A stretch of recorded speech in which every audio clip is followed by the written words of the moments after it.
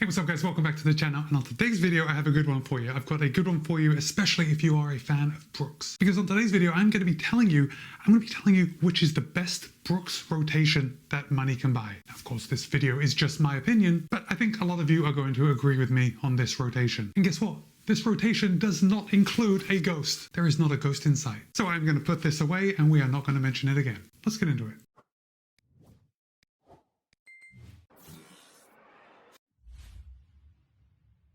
First of all, I do just want to say thank you to Brooks. They were good enough to send me each of these shoes for the purpose of review. However, they haven't told me what to say. They don't have any editorial privileges. They don't know that I'm making this video, and all the thoughts and opinions are my own. With that said, let's run down the line as prices so we can get prices out of the way. You're going to be able to buy a pair of the Brooks Glycerin Max for $200. You're going to be able to pick up a pair of the Brooks Hyperion 3 for $140. The Brooks Hyperion Max 3 is $200. And finally, the tip of the spear, the Hyperion Elite 5 is $275. And of course, I will place links in the show notes below to each of these shoes so you can pick them up for yourself. So let's get this show on the road, and we are going to start with the Brooks Glycerin Max. Now, this isn't the only shoe in today's lineup with Max in its name, but it's Max for a reason. It's Max stacked cushion. And this shoe, Brooks Glycerin Max, is built for comfort. And it has 45 in the heel, 39 in the forefoot for a 6mm drop. And guys, the Brooks Glycerin Max was actually my Max stacked shoe of the year last year. And the reason that it was my favorite Max stacked shoe is because unlike a lot of Max stacked shoes, the Brooks Glycerin Max actually performs really well. Like, it's not just for those long, easy runs. Although, that is generally what I would use it for. But when you want to pick up the pace, the Brooks Glycerin Max is surprisingly agile. And that's even considering the weight. Now, Brooks claims that in a US men's size 9, the Glycerin Max will tip the scale at 10.5 ounces or 297 grams. In my size, a US men's size 13, it weighs in at 13.4 ounces or 379 grams. So it's certainly not light on the scale. It feels a lot lighter when it's on your foot and when you start turning it over. My friends, you are really going to have to take my word for this. Now, the Brooks Glycerin Max, as I said, made for comfort. We got a lot of padding around this heel collar, and you can just see how chunky that padding is. Now, usually I am not a fan of this much padding around the heel collar, although the padding doesn't go all the way down. It is very much biased towards the top, so when your heel seats in, the Glycerin Max kind of hugs the back of your heel. We have a nice engineered mesh upper. The laces are nice, they didn't come untied. But the magic of the Brooks Glycerin Max is in the midsole. Now, Brooks is using their DNA tuned, and the DNA tuned is where they tune different parts of the midsole to give you a different result. So the whole midsole is nitrogen infused, and if I show you on the bottom, you can see I have some yellow foam at the top, white foam in the back. The white foam has larger air bubbles. So when they inject nitrogen into the mold, they make bigger air bubbles in this white foam, and that's going to make for a pillowy soft ride. That's the comfort part. And then in the yellow, they make smaller air bubbles. And these smaller air bubbles in the yellow foam here is going to make for a more responsive ride. And it's that blend that really makes the recipe work. Because when you're running easy, it's nice and soft, it's babying your body. And then when it comes time to pick up the pace, like maybe you've got a long run, but you want to pick up the pace to race pace towards the end, the Glycerin Max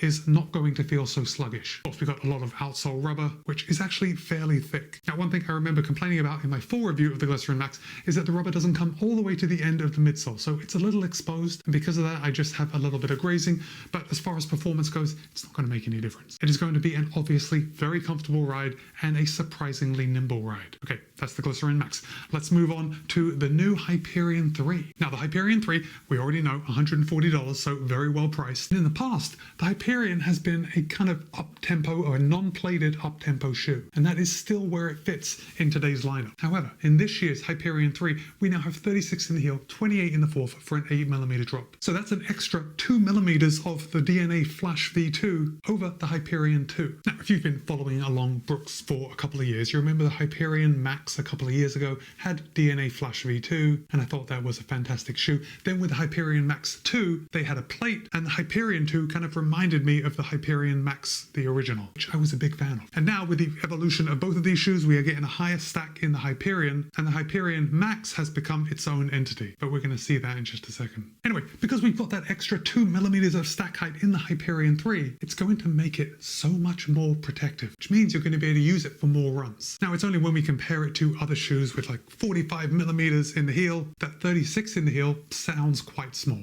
But it's not. 36 in the heel, 28 in the forefoot is very protective. The Hyperion 3 is still going to pick up the pace because we've got that DNA Flash V2, which is very responsive, but it's also going to be protective enough if you just wanted to take a light and nimble shoe out for your daily runs. And that is the real value of the Hyperion 3, because we can't do workouts all the time. I know ideally we would want to, but we just can't. We have to go out and run easy sometimes. So while yes, if you have the Glycerin Max, you could take that out for a nice cruisy run, or if you wanted something just a little more minimal, a little more nimble feeling on your foot, you've got the Hyperion 3. And for $140, it is just priced absolutely just right. This year with the Hyperion 3, Brooks is also bringing us more of a, premium product. We've got this nice single layer knit upper, and the heel collar cushioning is very cushioned, but it's just in a bolster padding coming around like a half moon shape around the back of your heel. That padding actually comes forward quite a bit, so it's a very comfortable step-in feel with the Hyperion 3. The tongue is knit, it is nicely padded without being over the top, and it is gusseted. There is a lace loop, the tongue's not going anywhere. The Brooks Hyperion 3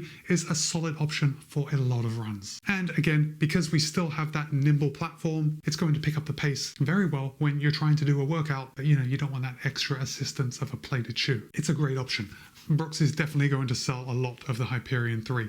Moving on to the Hyperion Max 3. Now, we already talked about the history of the Hyperion Max, how it used to be more like the Hyperion, just with a bigger stack height, and now it has evolved to an absolute beast. And look, I will tell you, not everyone is going to agree with me on this, but this shoe is just a gem, and it works so well for me. You know how you just find a shoe and it just works and you want to run in it forever?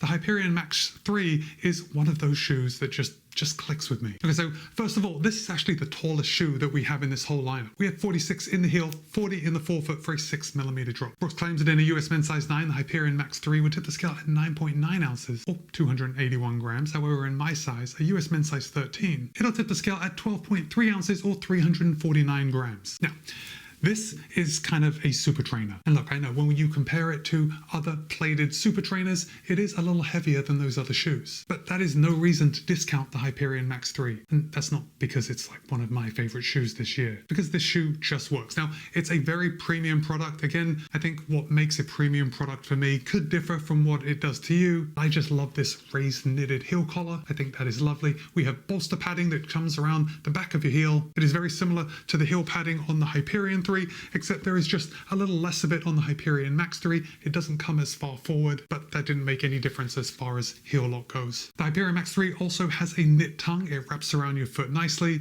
Because that tongue is tied into the heel collar of this shoe, it almost feels like you're putting on like a one-piece knit upper, but it's really not. It is a traditional upper with a very breathable mesh. You can actually see any writing on your socks here in the toe box. The Hyperion Max 3 has a nice rigid heel counter, and all in all, it's just a very comfortable shoe. Now, of course, the magic is with the midsole, and Brooks has upped their game again as far as midsole foam goes. We are now using a dual density midsole foam. We have DNA Gold in the top, DNA Flash V2 in the bottom. Remember, the Hyperion 3 has DNA Flash V2 as its whole midsole. Hyperion Max 2 had DNA Flash throughout. Now the Hyperion Max 3 has DNA Flash on the bottom, DNA Gold on the top, and you can see just by looking at it, we have a thinner layer of DNA Gold in the heel, and it comes down to the majority of DNA Gold here in the forefoot. With the DNA Flash, it's the exact opposite. We have a lot of DNA Flash V2 in the heel, and it thins out in the forefoot. Sandwiched in between the DNA Gold and the DNA Flash V2 is a plastic speed vault plate, and that is going to just give the Hyperion Max 3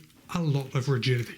This thing is very difficult to bend. I am putting in a lot of effort to bend this shoe. And with a stiff shoe like that comes a lot of responsiveness. We've also got Brooks's Glide Roll Rocker, which in my opinion, I think that is exactly why this shoe works so well for me and what makes it so smooth on the run. Yes, of course, the DNA Gold and the DNA Flash V2 are fantastic.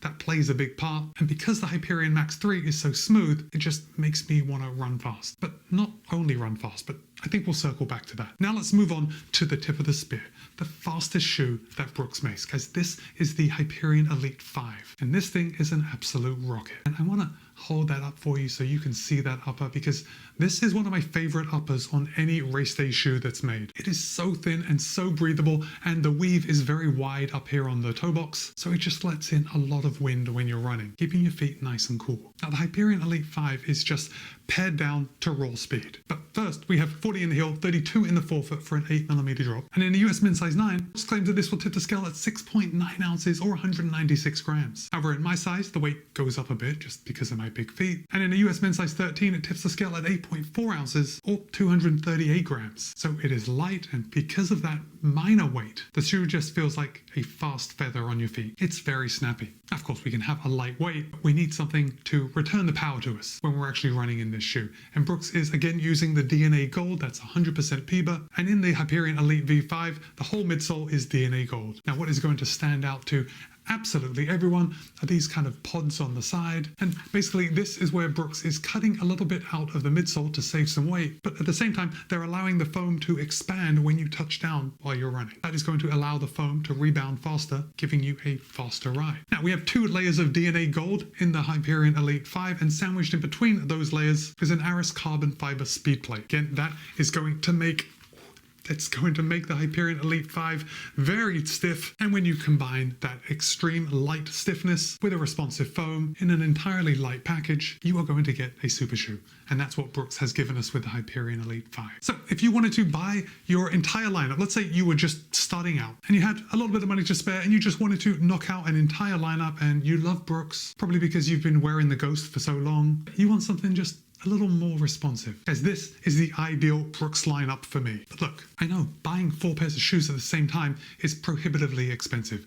I think these 4 shoes here are over $800. So if you only wanted 3 pairs of shoes, which could also give you a complete lineup and pretty much handle whatever run you threw at it, I think I would get rid of my favorite Max cushion shoe. I'd probably get rid of the Brooks Glycerin Max, and that's because the Brooks Hyperion Max 3, with its 46 in the heel, 40 in the forefoot, is an astounding long run shoe. It's also very soft, and I think it really offers a lot as far as versatility of pace. You can run easy and long, and because we've got these responsive foams with the stiff plate, it picks up the pace when you need it to. So if 4 shoes for your entire running lineup was too much, I would go with these 3. I would start with the Hyperion 3, I'd move on to the Hyperion Max 3, and finally I would pick up the Hyperion Elite 5. So what do you think? I know there are a lot of Brooks shoes in their lineup that you could probably insert to replace any of these, and if there are, what would you replace any of these with?